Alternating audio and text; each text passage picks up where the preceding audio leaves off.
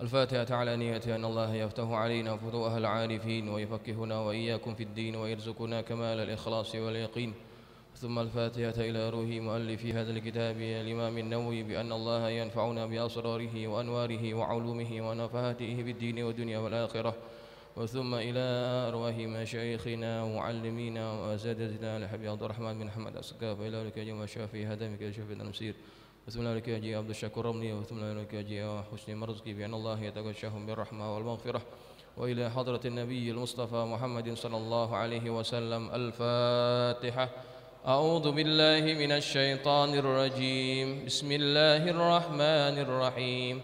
الحمد لله رب العالمين الرحمن الرحيم مالك يوم الدين إياك نعبد وإياك نستعين اهدنا الصراط المستقيم صراط الذين أنعمت عليهم غير المغضوب عليهم ولا الضالين آمين. السلام عليكم ورحمة الله وبركاته. الحمد لله رب العالمين وبه نستعين على أمور الدنيا والدين والصلاة والسلام على أشرف المرسلين سيدنا ومولانا محمد وعلى آله وأصحابه أجمعين. سبحانك لا علم لنا إلا ما علمتنا إنك أنت العليم الحكيم. رب اشرح لي صدري ويسر لي أمري واحلل عقدة من لساني يفقه قولي. أما بعد فإن أصدق الحديث كتاب الله تعالى وخير الهدي هدي محمد صلى الله عليه وسلم وشر الأمور محدثاتها وكل محدثة بدعة وكل بدعة ضلالة وكل ضلالة في النار. Hadirin jamaah yang dirahmati Allah sekalian, bil khusus yang kita hormati guru kita Ketua Umum Masjid Al-Muttaqin Al-Ustadz Nur Ali, dan kepada para jamaah sekalian yang mudah-mudahan kita semua dirahmati Allah Subhanahu wa taala. Kita bersyukur kepada Allah bahwa malam ini kita masih diberikan nikmat iman, nikmat Islam, nikmat sehat wal afiat, dan kita dapat hadir duduk di majelis ilmu, kita mendengarkan hadis-hadis Rasulullah sallallahu alaihi wasallam, yang kita berharap apa yang kita pelajari pada malam hari ini menjadi ilmu yang bermanfaat, yang dapat mendekatkan diri kita kepada Allah Subhanahu wa taala. Dan semoga kita yang hadir di majelis ini senantiasa mendapatkan cucuran rahmat daripada Allah, keluar kita daripada majelis ini dalam keadaan Allah mengampunkan segala dosa-dosa kita. Amin Allahumma amin. Baik hadirin jamaah yang dirahmati Allah sekalian, kita sambung pengajian kitab Hadis Arba'in Nawawi. Kita masih membicarakan hadis yang ketiga. Pembahasan kita masih separuh jalan, insyaallah malam ini kita akan selesaikan, mudah-mudahan waktunya mencukupi. Bismillahirrahmanirrahim. Qala al-musannif rahimahullahu taala wa adaman naf'a bihi wa bi barakati ulumihi wa bikum fid daraini amin. Qala radhiyallahu ankum an Abi Abdurrahman Abdullah ibn Umar ibn al-Khattab radhiyallahu anhuma qala sami'tu Rasulullah sallallahu alaihi wasallam yaqul buniyal islamu ala khamsin syahadati an la ilaha illallah wa anna muhammadar rasulullah wa iqamis salati wa ita'iz zakati wa hajjil baiti wa saumi ramadhana rawahul Bukhari wa Muslimun. Dari Abi Abdurrahman Abdullah bin Umar bin Al-Khattab radhiyallahu anhuma, semoga Allah meridhai keduanya, dia berkata, aku mendengar Rasulullah sallallahu alaihi wasallam bersabda, Islam itu dibina atas 5 asas, atas 5 rukun. Persaksian bahwasanya tidak ada Tuhan yang layak disembah melainkan Allah, dan bahwasanya Nabi Muhammad itu adalah petunjuk Allah, utusan Allah, dan mendirikan salat dan menunaikan zakat dan melaksanakan haji dan puasa pada bulan Ramadan. Hadis riwayat Imam Al-Bukhari dan Muslim. Pada minggu yang lalu kita sudah membahas rukun yang pertama dan yang kedua. Yang kedua pun baru separuh jalan. InsyaAllah kita akan selesaikan. Selain itu saya persilahkan jamaah yang sudah ada makanannya, yang sudah ada minumannya, kalau ingin makan silahkan makan gitu ya. Alhamdulillah malam ini ada 2 jenis ya. Ada timus, ada kurma ya. Insyaallah. Alhamdulillah ada jamaah kita memang selalu setiap minggu ada saja yang menginfakkan hartanya untuk menyiapkan sedikit jamuan begitu ya. Ini sama sekali tidak ada kaitan dengan duit masjid ya. Nah, ini pribadi semuanya termasuk minumannya juga. Baik, kita doakan mudah-mudahan siapa yang menyumbangkan hartanya untuk jamuan malam ini Allah berikan keberkahan, Allah berikan balasan yang lebih baik lagi. Baik. Pada minggu yang lalu kita membahas mengenai iqamis shalah, mendirikan salat. Waktu itu saya pernah menyebutkan bahwa di antara perkara terpenting dalam salat itu adalah kita mesti memperhatikan satu aspek yang jarang orang ini mengambil perhatian, yaitu aspek kekhusyuan. Padahal kekhusyuan inilah yang akan menjadi nilai kita dari salat yang kita laksanakan. Ada orang nilai khusyuknya hanya 1/3 dari salatnya. 1/3 itu yang dinilai oleh Allah. Ada yang 1/8 itu yang dinilai oleh Allah. Ada yang 1/12, 1/16 itu yang dinilai oleh Allah Subhanahu wa taala. Dan buah dari salat itu sangat berkaitan dengan kekhusyuan.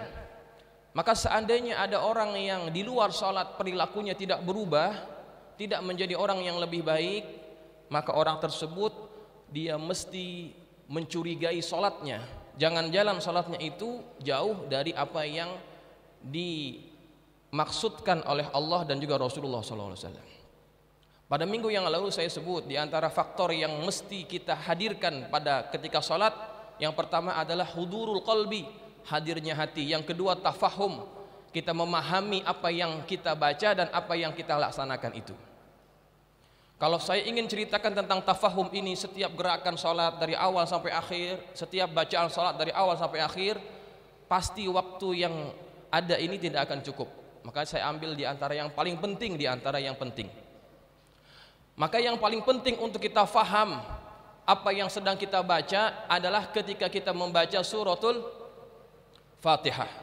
Karena suratul Fatihah ini adalah bacaan yang wajib ketika kita melaksanakan salat. Maka ini adalah bacaan yang paling penting untuk kita faham. Betapa Allah telah mengatur bagi kita ketika kita salat, ini yang wajib engkau baca. Kalau engkau tidak baca yang ini, salatmu tidak akan diterima. Kenapa Allah pilih suratul Fatihah? Karena di dalam surat itu banyak kelebihan, banyak rahasia yang seharusnya kita memahaminya. Begitu. Suratul Fatihah ini kata Nabi SAW, kata hadis qudsi, Allah Subhanahu wa taala berfirman, qasamtus salata nisfaini, aku membagi salat di sini maksudnya Fatihah, menjadi 2 bagian. Bagian pertama untukku dan bagian satu lagi untuk hambaku.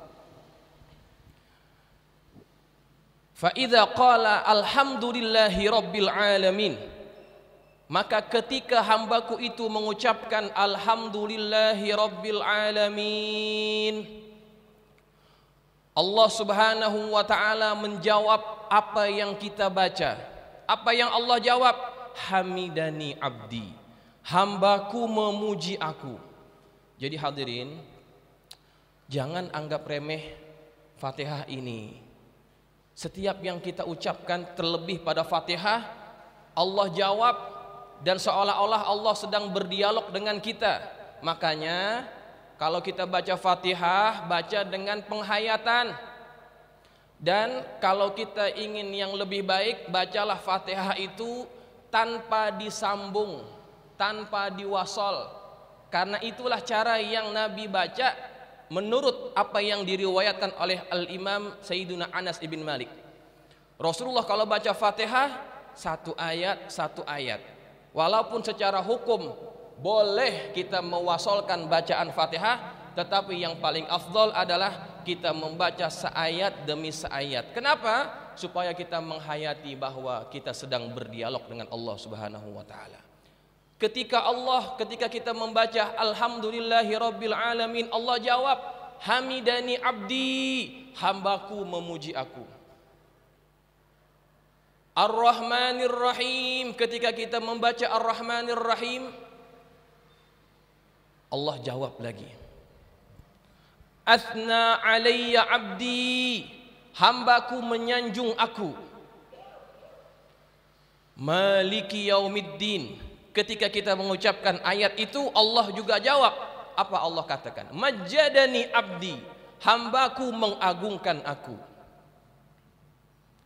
Iyyaka na'budu wa iyyaka nasta'in, hanya kepadamu ya Allah kami menyembah, dan hanya kepadamu ya Allah kami meminta pertolongan. Apa kata Allah? Hadza baini wa baina abdi, bacaan ini adalah antara aku dan antara hambaku. Wali abdi ma sa'al, dan bagi hambaku apa yang dia minta. Bagian Allah yang mana? Iyyaka na'bud, pengakuan bahwa kita hanya menyembah, bahwa kita hanya memperibadatkan, segala ibadat kita hanya kepada Allah, itu untuk Allah. Wa iyyaka nasta'in, itu untuk kita. Dan Allah berjanji, wali abdi ma sa'al, bagi hambaku apa yang dia minta. Apa yang kita minta ketika kita Fatihah? Setelah itu, ihdinas siratal mustaqim, ihdinas siratal mustaqim. Saya ingin tanya para jamaah, ihdinas siratal mustaqim itu artinya apa? Apa? Tunjuki jalan, tunjuki aku jalan yang, tunjuki kami jalan yang lurus. Betul? Ada arti yang lain? Ada yang lain? Memang kebanyakan terjemahan akan menerjemahkan ayat ihdinas siratal mustaqim itu tunjuki kami jalan yang lurus. Tetapi sebetulnya arti yang lebih tepat bukan itu. Apabila ada perkataan ihdina, kemudian tidak ada setelahnya perkataan ila. Ila artinya apa? Ke, ya. Kalau tidak ada perkataan ila setelah ihdina, itu lebih tepat bukan diterjemahkan dengan tunjuki. Kalau ada ila setelahnya, baru tepat diterjemahkan sebagai tunjuki. Ihdina ila siratim mustaqim, tunjuki. Tapi kalau tidak ada ila seperti dalam Fatihah, lebih tepat diterjemahkan dengan perkataan bimbinglah kami. Bimbinglah kami. Apa beda antara tunjuki dengan bimbing? Ada perbedaan tuh. Kalau tunjuki kita minta kepada Allah, ya tunjuki aja. Contoh, kalau kita mencari alamat, kalau kita ingin pergi ke Asy-Syafi'iyah contohnya, kita tidak tahu kalau mau ke Asy-Syafi'iyah kemana arahnya. Terus, ya kan? Nanti pertigaan belok kanan, nanti pertigaan belok kiri, terus saja. Itu tunjuki. Nah, kalau ditunjuki ini ada peluang, ataupun ada kemungkinan tidak kita tersesat. Ada tidak? Ada. Kan ditunjuki aja arahnya. Yang jalan siapa? Kita sendiri. Ketika kita ikuti arahnya, rupa-rupanya pertigaannya bukan cuma ada 2, tapi ada 3 kan? 1, 2 dekat rumah Pak Bambang, 1 lagi tuh yang dekat rumahnya siapa tuh? Yang dekat warung itu kan. Ya. Kalau tunjuki ada kemungkinan kita tersesat. Makanya ketika kita baca dalam Fatihah ihdinas siratal mustaqim, kita tidak minta ditunjuki oleh Allah, tapi kita minta dibimbing oleh Allah Subhanahu wa taala. Kalau kita diminta dibimbing, maksudnya diapakan? Kita minta ditaruh, diajak tangan kita itu, dibawa kemana? Siratal mustaqim, agama Islam ini. Begitu. Siratal ladzina an'amta alaihim, jalan di mana engkau telah beri nikmat kepada mereka. Siapa mereka? Para anbiya, para solehin, para siddiqin. Mereka yang sudah sampai selamat pada jalan itu. Kita minta kepada Allah supaya kita dibimbing, supaya kita juga selamat pada jalan itu. Sebab ada orang-orang yang minta ditunjuki tetapi ketika di perjalanan mereka tersesat. Siapa tuh? Ghairil maghdubi alaihim waladdallin. Bukan orang-orang yang engkau murkai dan orang-orang yang sesat. Siapa itu? Yahudi dan Nasrani. Mereka dapat petunjuk tidak oleh Allah? Dapat petunjuk. Ya kan? Yahudi dan Nasrani dapat petunjuk tidak? Dapat. Petunjuknya berupa apa? Berupa Rasul yang Allah utuskan kepada mereka, berupa kitab yang Allah turunkan kepada mereka. Itu petunjuk bukan? Petunjuk. Tetapi dengan petunjuk itu mereka malah tersesat. Orang Yahudi menganggap bahwa Allah itu punya anak, begitu kan? Maka Allah benci kepada mereka. Orang Nasrani, mereka malah menganggap Tuhan itu juga ada 3, Trinitas. Maka ini yang tersesat. Mereka sudah dapat petunjuk. Ada nabi yang diutuskan kepada mereka, ada kitab yang mereka juga membacanya, tetapi dengan petunjuk-petunjuk itu malah mereka tersesat. Maka Allah minta kita, jangan sampai kalian sama seperti mereka. Minta kepada aku, bimbing supaya kita selalu selamat dalam jalan ini. Begitu. Dan permohonan ini, permintaan ini adalah permintaan yang paling mahal, permintaan yang paling agung.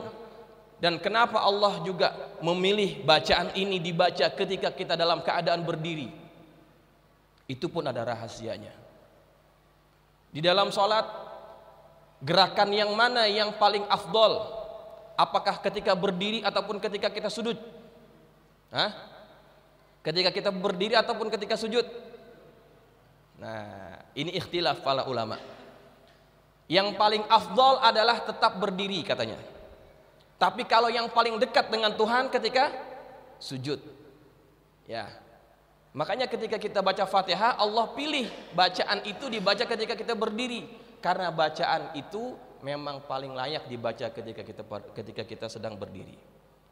Kita diingatkan oleh Allah Subhanahu wa taala dalam Al-Qur'an. Ketika Allah menceritakan peristiwa tentang Maryam dan Nabi Zakaria.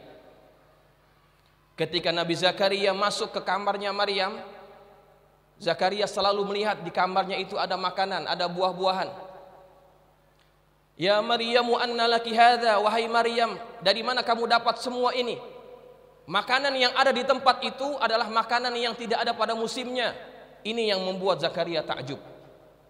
Padahal kunci biliknya, kunci kamarnya hanya Zakaria yang pegang. Tidak ada seorang pun yang bisa masuk. Tetapi ada makanan yang selalu ada di tempat itu. Ya Maryamu anna laki hadza, wahai Maryam, ini makanan dari mana?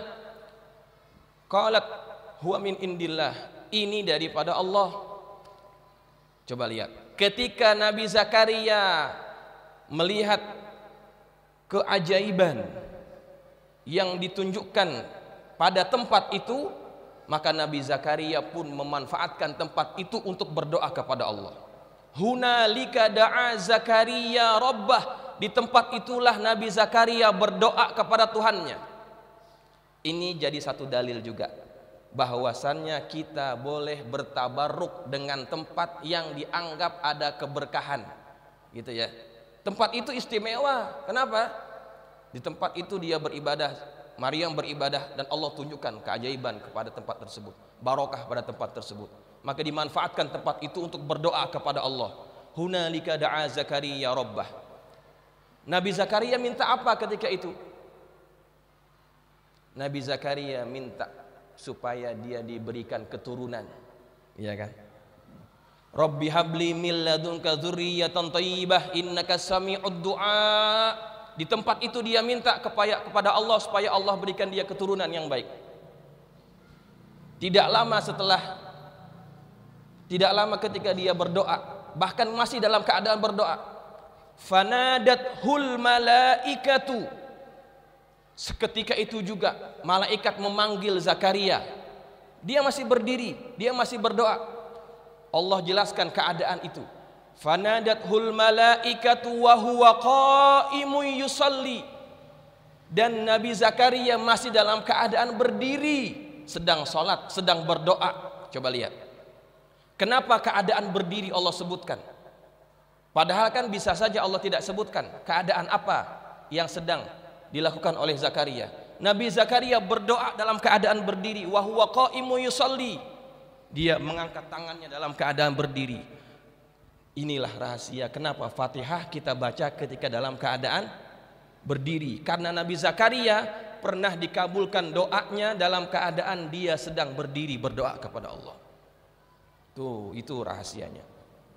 Makanya paling afdol itu kalau kita berdiri, memanjangkan berdiri itu. Makanya ketika kita sembahyang gerhana bulan, gerhana matahari, berdirinya kan panjang tuh kan ya. Ya. Baca Al-Baqarah, nyambung lagi Ali Imran, nyambung lagi An-Nisa. Itu waktu berdiri. Kenapa? Karena kita sedang meminta rahmat Allah Subhanahu wa taala. Makanya kalau ada imam yang bacaannya agak panjang sedikit, jangan banyak ngedumel gitu ya. Imam berdiri lama banget sih. Jangan banyak ngedumel. Kalau kita faham keadaan berdiri itu adalah keadaan yang sangat dicintai Allah oleh Allah Subhanahu wa taala ketika sedang salat. Ya, tetapi juga jangan terlalu lama. Ada di antara kita jamaah-jamaah yang sudah sepuh, yang sudah tua. Kalau dia terlalu lama berdiri, dia tidak konsentrasi jadinya. Ya, lututnya sudah tidak kuat begitu. Nah, itu di antara perkara yang paling penting untuk kita hayati, yaitu dalam kita membaca suratul Fatihah. Baik. Kemudian di antara yang perlu kita hayati juga adalah di dalam sembahyang, dalam sholat, kita juga mesti menjaga adab-adabnya, menjaga sunnah-sunnahnya. Dan di antara sunnah yang paling diperhatikan oleh baginda Rasulullah SAW adalah sunnah untuk kita senantiasa sholat berjamaah 5 waktu. Ini sunnah. Artinya bukan sunnah hukumnya sunnah, tidak. Artinya sunnah menjadi kebiasaan Rasulullah SAW. Rasulullah SAW sepanjang hidupnya selalu sholat berjamaah, sama ada dalam keadaan musafir ataupun dalam keadaan hadir. Melainkan ketika Rasulullah dalam keadaan sakit, maka baginda tidak sholat berjamaah. Selain daripada itu, Rasulullah selalu sholat berjamaah. Inilah sunnah, inilah jalan hidup yang Nabi ajarkan kepada kita. Yang hukumnya menurut mazhab Syafi'i, sholat berjamaah itu hukumnya adalah apa? Fardu kifayah. Menurut mazhab Syafi'i, hukum sholat berjamaah adalah fardu kifayah. Tetapi dalam mazhab yang lain, contohnya dalam mazhab Imam Ahmad bin Hambal, hukum salat berjamaah itu adalah fardu ain ataupun wajib ain. Tuh, lihat. Kenapa Imam Syafi'i menyebutkan hukumnya fardu kifayah? Ya, jangan dianggap sunnah, fardu kifayah itu. Fardu dia walaupun kifayah. Kalau satu kampung tidak ada yang salat berjamaah, satu kampung dosa. Begitu. Pernah satu ketika ada sahabat Nabi yang buta matanya, Abdullah ibn Ummi Maktum, datang berjumpa Nabi. Dia minta izin kepada Nabi supaya diberikan izin tidak sholat berjamaah. Alasannya apa? Kata beliau, ya Rasulullah, sesungguhnya mataku buta, tidak ada orang yang memimpin aku, yang membimbing aku untuk datang ke masjid. Sedangkan di Madinah ini banyak hewan-hewan buas, banyak sumur-sumur tua yang aku takut aku boleh jatuh ke dalamnya. Alasannya kuat, matanya buta, tidak ada yang memimpin dia, tidak ada yang membawa dia, kemudian masih keadaannya berbahaya untuk dia. Mula-mula Nabi izinkan supaya dia tidak sholat berjamaah. Kemudian baru dia akan berpaling pulang, dipanggil lagi. Sebentar, kata Nabi, hal tasma'un nida, apakah kamu masih boleh mendengar azan? Apakah azan yang dilaungkan oleh Bilal di masjid masih terdengar di rumahmu? Kata dia, na'am ya Rasulullah, saya masih dapat mendengar azan. Kemudian apa kata Nabi? Fa'ajib, maka datangi seruan itu, maka datangi azan itu, datangi sholat berjamaah. Coba lihat, orang buta banyak halangannya, tetapi tidak diberikan izin oleh Nabi untuk tidak sholat berjamaah. Bagaimana dengan kita yang mata kita tidak buta, badan kita masih sehat, rumah kita pun hanya beberapa langkah dari masjid ini, Tetapi kenapa kita tidak datangi masjid untuk sholat berjamaah? Padahal ini adalah kebiasaan yang Nabi tidak pernah tinggal.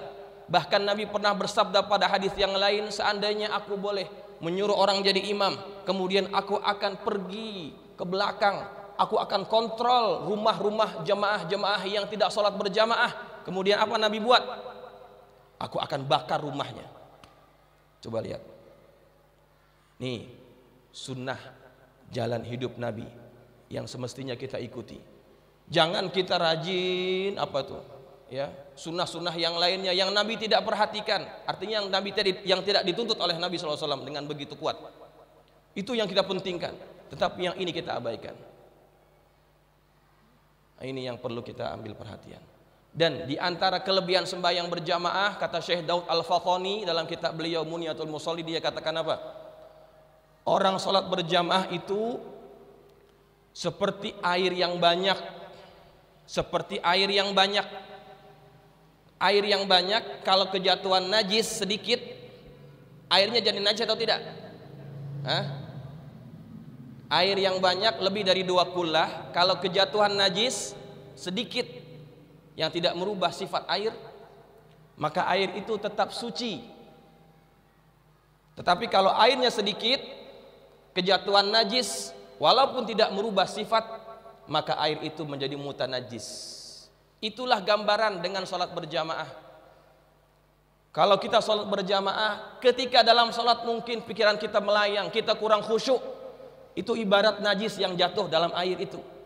Tetapi dianggap sempurna oleh Allah Subhanahu wa Ta'ala karena kita berada pada jamaah. Itu kelebihan orang yang sholat berjamaah. Kekurangan sholatnya ditutupi dengan sholat berjamaah itu. Tuh kelebihannya. Makanya jadikan ini sebagai kebiasaan. Alhamdulillah masjid kita ini, Masya Allah, sholat berjamaahnya itu selalu penuh, terutama maghrib ya. Kalau kita sembahyang datang lewat aja, nggak bisa masuk, ya, nggak bisa masuk. Kebetulan lagi safnya direnggang-renggangin gitu ya. Jadi agak susah kalau kita terlambat sedikit. Ini masjid, Masya Allah, barokah. Ya, sholat berjamaahnya ramai. Lihat masjid yang lain. Lihat musola yang lain, ya, yang cuma 2 orang, 3 orang, ya, ini masjid, artinya masyarakatnya masih menjadi masyarakat yang begitu memperhatikan sholat berjamaah. Mudah-mudahan selalu kita termasuk orang-orang yang menjaga sholat berjamaah, bukan hanya maghrib, tetapi juga isya, juga subuh, juga sembahyang zuhur dan asarnya, begitu ya. Kalau jamaahnya itu jamaahnya itu disuruh untuk berjamaah. Nah, terlebih lagi imamnya nih, imam rawatib. Imam rawatib itu juga diantara orang yang paling penting untuk selalu hadir sholat berjamaah. Kenapa? Karena mereka sudah ditentukan oleh pengurus. Ya, mereka jadi imam. Tanggung jawab itu harus dipikul dengan tanggung jawab yang betul-betul. Sebab kenapa? Sebab ada kalanya juga ya, yang satu tidak hadir. Kemudian imam yang lainnya juga tidak ada. Jamaah kebingungan. Ya, jamaahnya kebingungan. Siapa imamnya? Kalau zaman dulu waktu saya kecil itu masih terjadi tuh yang namanya apa? Kalau tidak disuruh jadi imam, itu ngambek waktu itu ya. Sekarang tidak. Malah berebutan, berebutan apa? Main dorong-dorongan, lu aja dah. Itu kalau imamnya nggak ada, begitu. Ya. Sekarang sudah berubah. Nah, artinya imam-imam rawatib sudah seharusnya memiliki tanggung jawab lebih terhadap sholat berjamaah, begitu ya. Jangan hanya ketika dalam tugas mereka datang, tapi ketika tidak tugas tidak datang. Jangan begitu. Sebab ketika ada yang halangan gitu ya, maka jamaah yang lain jadi sungkan untuk maju. Kenapa? Karena sudah ada imam rawatib, gitu ya. Jadi supaya jadi perhatian kepada para imam rawatib yang lainnya juga ya. Baik. Seterusnya ada waktu lagi. Wa itaiz zakati. Udah isya ya? Belum. Kewajiban rukun Islam yang berikutnya adalah wa itaiz zakati, menunaikan zakat. Zakat itu secara bahasa adalah pembersih, zakaun, pembersih. Kemudian juga arti zakat adalah dia dapat mengembangbiakkan harta itu. Apa yang dikembangbiakkannya? Di antaranya yang pasti keberkahan dari harta yang dizakatkan. Dalam sebuah hadis Nabi kita Muhammad SAW bersabda, "Hassinu amwalakum bizzakati." Bentengi, peliharalah harta kalian dengan zakat. Tuh. Ini hadis menyuruh kita kalau kita ingin bentengi harta tidak perlu membeli apa itu namanya? Berangkas yang tebal terbuat dari baja yang kokoh. Kalau kalian ingin selamat harta benda kalian, maka tunaikan zakat. Wadawu mardakum bis sadaqah, dan obati penyakit kalian dengan sedekah. Gitu. Ini antara kelebihan orang yang berzakat, dapat melindungi harta, dan juga kalau kita punya penyakit, Allah akan obati penyakit kita. Ini pernah terjadi di Malaysia ya. Betapa orang yang tidak betul-betul menunaikan zakat, Allah akan berikan balasan bukan hanya di akhirat tetapi di dunia. Ada seorang ayah yang dia pengusaha nih, pengusaha muda yang berjaya. Dia pulang dari kantornya, dia dalam keadaan penat, dia duduk di sofa di depan rumahnya. Ketika dia sedang duduk berbaring, tiba-tiba anaknya turun dari atas, minta izin, dia ingin pergi keluar bertemu dengan teman-temannya, dia ingin nongkrong gitu. Kemudian ayahnya izinkan, tetapi jangan lebih dari jam 10 malam. Jam 10 sudah pulang. Kemudian ini anak bilang apa? Baik ayah. Maka keluarlah dia dengan kawan-kawannya. Jam 10 ayahnya tunggu di depan rumahnya, artinya di sofa itu. Jam 10 belum pulang. Jam 11 belum pulang. Jam 12 belum pulang. Jam 1 baru kedengaran ada orang datang masuk. Dibuka itu pintu pelan-pelan. Takut kalau ayahnya itu tahu kalau dia pulang. Ditutup pelan-pelan. Dia jalan ngindik-ngindik. Dia pikir ayahnya sudah tidur. Ayahnya masih menunggu dia di sofa. Ketika dia akan naik ke atas, ayahnya batuk. Batuk mengisyaratkan bahwa ayahnya belum tidur. Anak ini ketakutan karena dia merasa bersalah. Disuruh pulang jam 10, dia pulang jam 1. Didekatkan kepada si anak ini. Ayahnya berkata, "Jam berapa sekarang? Jam berapa sekarang?" Ini anak dengan ketakutan dia jawab, "Jam 1 ayah. Jam 1 ayah." Ketika anak ini berkata jam 1 ayah, ayahnya ini begitu sangat terkejut.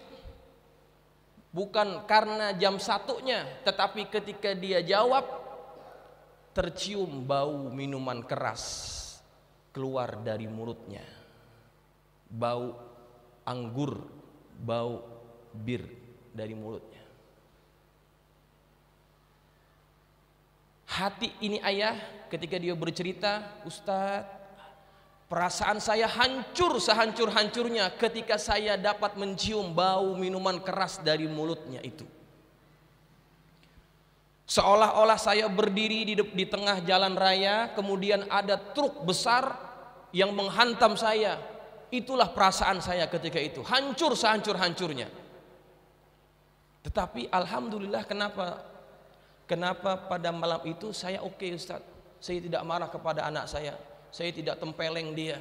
Saya hanya katakan kepada dia, "Nak, kalau kamu belum sholat, kamu naik sholat, tidur." Itu yang saya katakan. Saya tidak pukul dia, saya tidak marahi dia dengan berlebih-lebihan. Itu yang saya ucapkan kepada dia. Kemudian ketika anak ini naik ke atas, saya pergi ke musola di rumah saya tutup pintunya, kemudian saya bersandar di dinding di dalam surau itu, di dalam musola itu. Sambil saya merenung, sambil saya berkata, ya Allah, apa dosa aku? Apa dosaku ya Allah sampai anakku ini jadi begitu? Saya tidak menyalahkan anak saya tidak menyalahkan istri saya kenapa tidak didik betul-betul. Saya tidak salahkan teman-temannya, tapi saya minta kepada Allah, ya Allah tunjuki apa salah saya. Itu yang dia ucapkan berkali-kali, ya Allah tunjuki apa dosa saya. Dia sholat, itu pun yang dia minta kepada Allah. Maka ketika orang ini betul-betul minta supaya ditunjukkan apa penyebabnya, apa dosanya, sehingga Allah jadikan anak ini bermasalah, maka ketika itu Allah hadirkan ingatan pada fikirannya tentang apa yang pernah dia buat dahulu. Apa yang datang dalam ingatannya? Dosanya ketika dia berbuat curang, berbuat culas ketika dia menunaikan zakat. Itu yang hadir, ingatan itu yang hadir. Kenapa dia jadi culas? Kenapa dia jadi curang? Jadi waktu dia memulai merintis usahanya, tahun pertama perusahaannya untung. Dari keuntungan itu dikeluarkan zakatnya. Tahun yang kedua perusahaannya lebih untung lagi, tetapi zakatnya dikeluarkan seperti tahun yang pertama gitu. Tahun ketiga pun lebih untung lagi, tapi tetap zakatnya seperti tahun yang pertama gitu. Culas, iya kan? Culas. Udah masuk isya ya, kita azan dulu ya, nanti kita sambung lagi.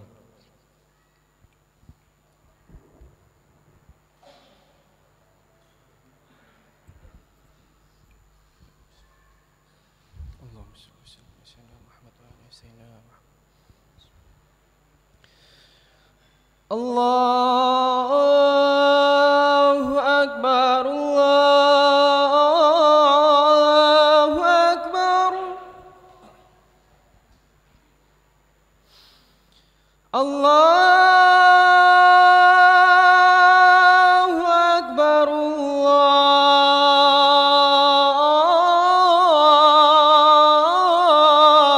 Allahu Akbar.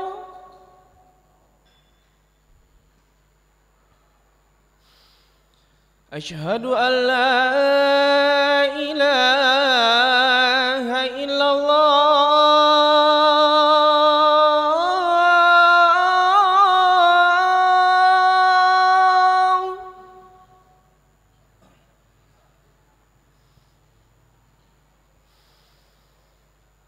Asyhadu an la ilaha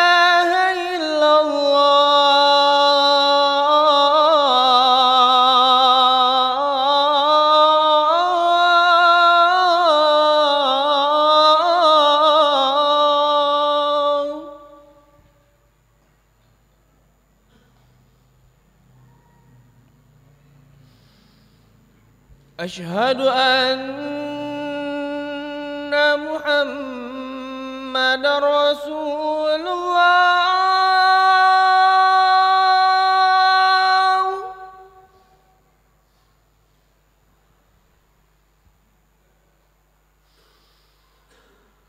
Asyhadu anna Muhammadar Rasulullah.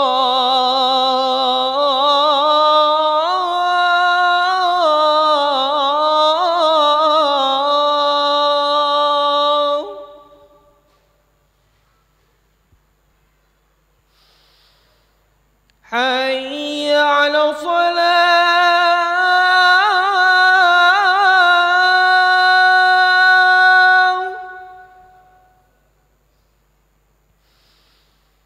Hayya 'ala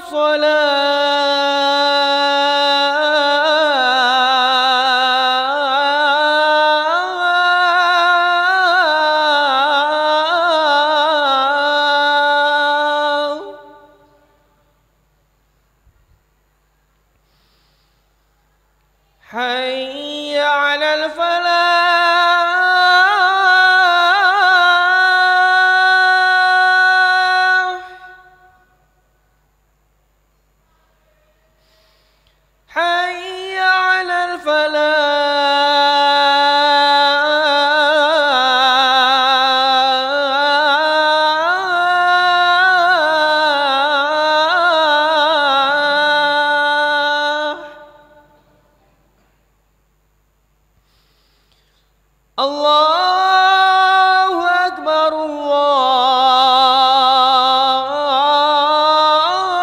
Akbar. La ilaha illallah.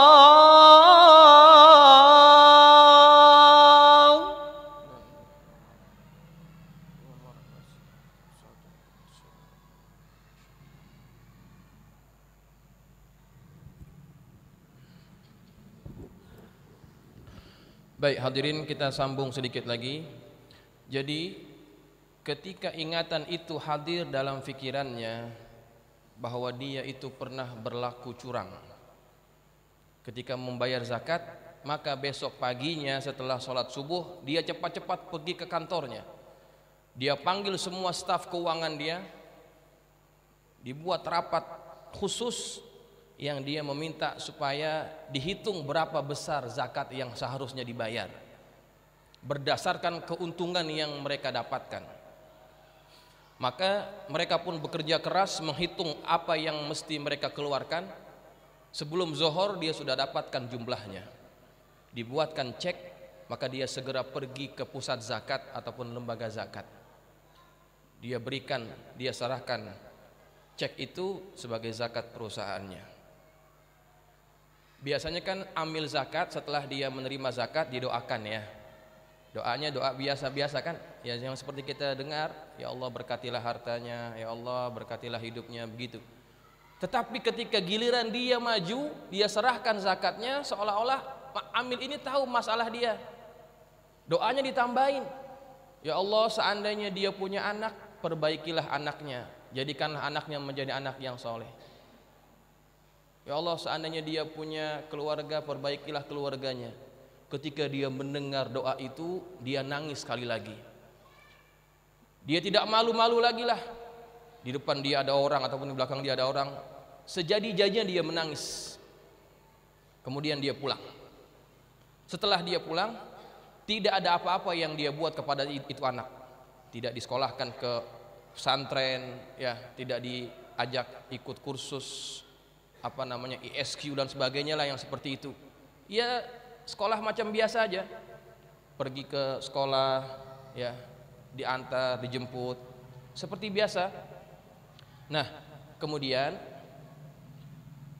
pada bulan yang ketiga, setelah kejadian itu, dia pulang dari kantornya, dia duduk di sofa yang sama. Kemudian tiba-tiba ini anak turun lagi, tapi kali ini bukan minta izin keluar. Tiba-tiba dia peluk ayahnya, dia peluk lututnya sambil anak ini menangis. Dia berkata kepada si ayah, "Ayah, maafkan abang ya, maafkan abang. Banyak dosa yang abang buat yang ayah tidak tahu," gitu. Banyak dosa yang abang buat yang ayah tidak tahu. Masya Allah. Apakah ayah ini marah? Anaknya itu banyak dosa, banyak kesilapan kepada dia, menyembunyikan kesalahannya? Tidak. Ketika anak ini mengadu bahwa dirinya mengaku banyak salah, ini anak dipeluk, diangkat, sambil dicium, dipeluk erat-erat, sambil dia menadahkan, menongakkan wajahnya ke atas begitu. Ya Allah, aku perbaiki apa yang patut aku baiki. Ya Allah, engkau kembalikan anakku seperti sedia kala. Masya Allah. Ini ketika orang menjaga hak Allah, maka Allah pun akan pelihara keluarganya. Anak termasuk harta yang Allah berikan kepada kita. Maka kalau kita culas dalam hal zakat ini, kadang-kadang Allah bukan hanya merampas harta itu daripada kita. Kadang-kadang Allah buat rumah tangga kita, anak-anak kita jadi kocar-kacir, jadi tidak betul. Kadang-kadang boleh jadi itu sebabnya apa? Sebabnya kita tidak memperhatikan hak zakat itu. Maka kenapa saya ceritakan kisah ini? Supaya kita lebih menghayati kewajiban-kewajiban agama. Saya tidak cerita mengenai hukum, ya berapa zakatnya, berapa persen, itu bagian Ustadz Subhan. Saya ingin mengajak para jamaah untuk lebih menghayati kewajiban-kewajiban yang Allah fardukan kepada kita. Sholat tadi sudah, yang sekarang ini zakat. Supaya kenapa? supaya kita lebih betul-betul menjalankan kewajiban dengan perasaan bahwa kewajiban itu adalah sebetulnya untuk kebaikan kita, bukan untuk Allah tetapi untuk kebaikan kita. Begitu ya. Jadi saya rasa karena waktunya sudah habis, sudah masuk waktu Isya, saya berikan kesempatan pada jamaah apabila ada yang ingin bertanya silahkan ya. Ini pakai mic ya, pakai mic biar kalau masuk TV, ada TV-nya sekarang, kedengaran suaranya. Nih kasih Abang Sodri. Siapa? Iya. Assalamualaikum warahmatullahi wabarakatuh. Waalaikumsalam warahmatullahi wabarakatuh. Yang kami hormati Ustaz Levi, Ya. kami mau nanya tentang arti dari ihdinas siratal mustaqim. Tadi Ustaz bilang katanya petunjuk atau pembimbing. Itu gimana caranya Allah memberikan petunjuk atau membimbing kita dari jalan yang nggak benar? Tapi terakhirnya itu saya dengar untuk masuk agama Islam ya, Ustaz. Ya. Ya, berarti ini ayat untuk bukan orang Islam gitu ya, Ustaz. Atau orang kafir gitu ya. Gitu. Iya. Ya mungkin itu aja, Ustaz. Iya, baik. Terima kasih. Pada ayat ihdinas siratal mustaqim kita minta dibimbing. Ya. Bimbingan itu jenisnya macam mana? Jenisnya bagaimana? Ataupun apakah itu juga petunjuk? Minta petunjuk daripada Allah. Begini. Petunjuk dalam bahasa Arab, perkataan yang sering kita dengar adalah hidayah. Hidayah ya. Artinya petunjuk. Hidayah itu ada dua jenis. Ada namanya hidayah dilalah, ada yang namanya hidayah ma'unah. Hidayah dilalah ini contohnya apa? Contohnya Al-Quran. Ini hidayah dilalah. Di dalamnya disebutkan hukum-hukum yang wajib kita ikuti. Ini namanya hidayah dilalah. Ya. Tetapi walaupun Allah sudah berikan hidayah berupa hidayah dilalah ini, tidak semua orang bisa mengikuti isinya. Gitu.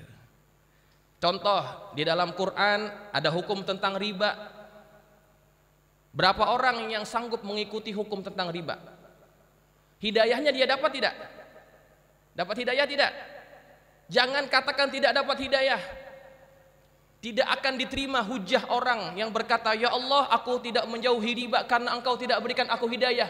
Allah tidak akan terima hujah itu. Karena apa? Engkau sudah dapat hidayah, tapi hidayah apa? Hidayah dilalah. Tuh. Tapi engkau tidak mau mengikutinya. Nah, itu namanya hidayah dilalah. Ya.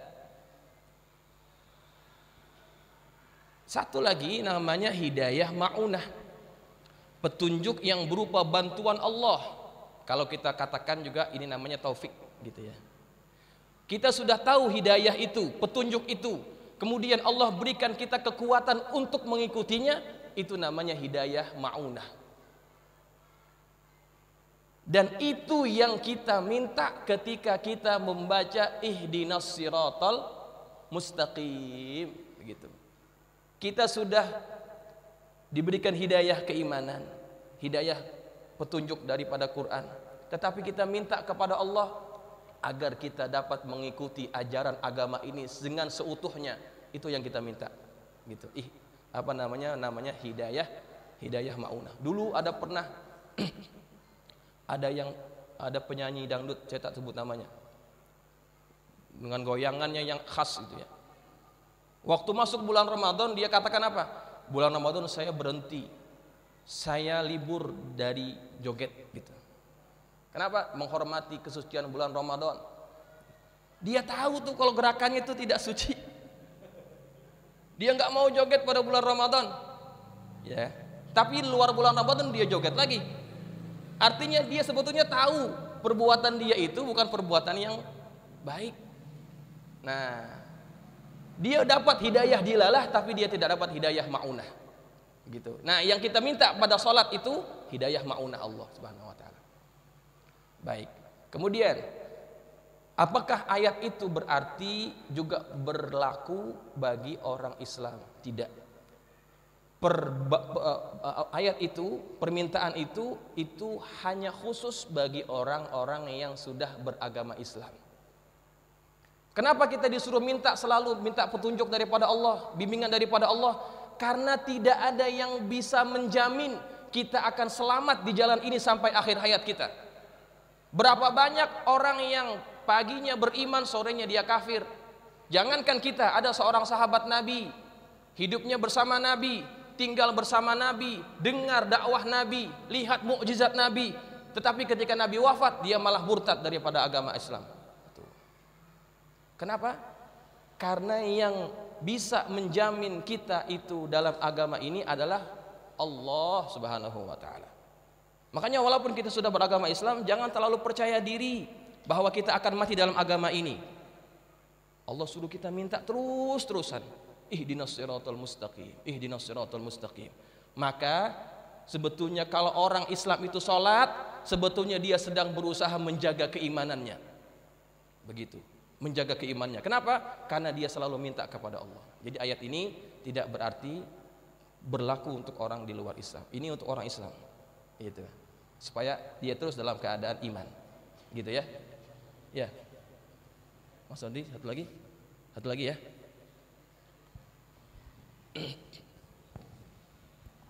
Assalamualaikum warahmatullahi wabarakatuh. Ustaz, saya mau menanyakan Ustaz, hadis yang tadi dibaca ini, ya, sebab turunnya hadis ini, asbabun nuzulnya gimana? Kok bisa terjadi jadi seperti ini gitu loh? Apakah yang kedua, apakah semua kita yang muslim ini termasuk orang dapat hidayah, termasuk pada hari ini? Apa kita termasuk yang beruntung pada malam hari ini, Ustaz? Wah, ini pertanyaannya ini panjang nih kalau mau jelasin. Secara ringkas, tidak semua hadis itu ada sabab wurudnya. Kalau hadis sabab wurud, kalau Quran sabab nuzul, ya. Tidak semua hadis ada sabab wurudnya. Termasuk hadis ini tidak disebutkan oleh para ulama apa peristiwa yang melatar belakangi timbulnya ucapan Nabi ini. Ya, tiba-tiba Nabi ngomongannya begitu. Nah, kemudian apakah kita yang sekarang ini beragama Islam, datang sembahyang berjamaah gitu, kita sudah beragama Islam gitu ya? Hah? Ya, begitu. Ya sudah, kita yang sekarang ini sholat, kita sudah beragama Islam. Tetapi tidak semua kita menjalankan Islam itu dengan sempurna, gitu. Maka kewajiban yang 5 ini, seandainya ada orang yang meninggalkan salah satunya, maka orang itu dianggap fasik.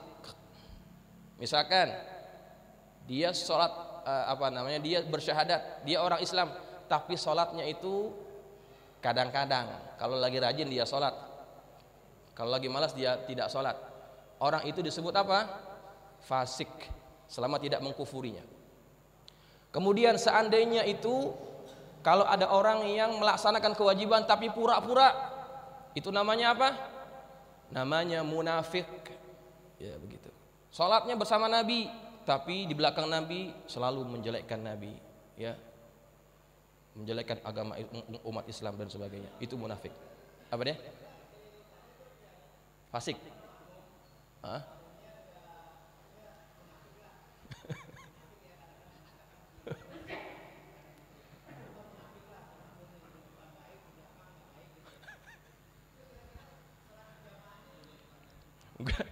Wah, hati-hati tuh. Bukan begitu maksud munafik, bukan begitu.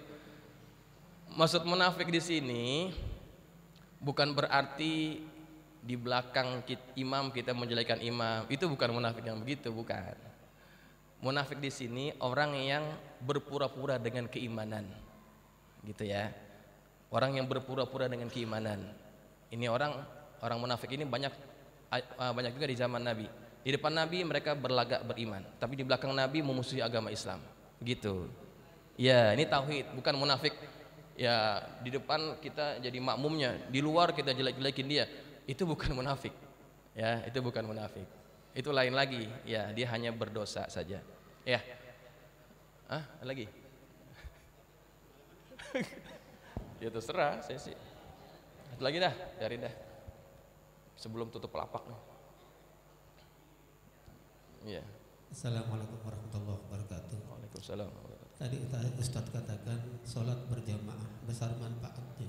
Iya. Hukumnya fardu kifayah. Iya.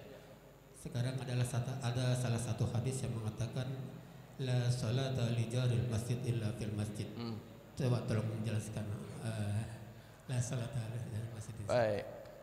Hadis la sholata li jaril masjid illa fil masjid itu memang ada hadisnya. Maksud hadis itu tidak sempurna sholat orang yang berjiran bertetangga dengan masjid melainkan dia sholatnya di masjid, itu maksudnya. Tidak sempurna, tidak sempurna. Walaupun dari segi derajat hadis ini adalah hadis dhaif, tetapi dia dapat juga dijadikan sebagai fadhailul a'mal, targhiban wa tarhiban, masih bisa digunakan. Banyak hadis-hadis yang lain juga yang seumpama itu. Kenapa ini juga orang-orang mazhab dalam mazhab Abu Hanifah, mazhab Imam Ahmad bin Hambal menganggap sembahyang berjamaah itu adalah wajib ain. Karena apa? Terlalu banyak hadis yang berisi seperti itu. Tidak sempurna orang yang salat berjamaah, tidak sempurna orang yang salat melainkan dia salat berjamaah di masjid. Banyak hadis yang seperti itu. Ya. Makanya sangat perlu kita ambil perhatian.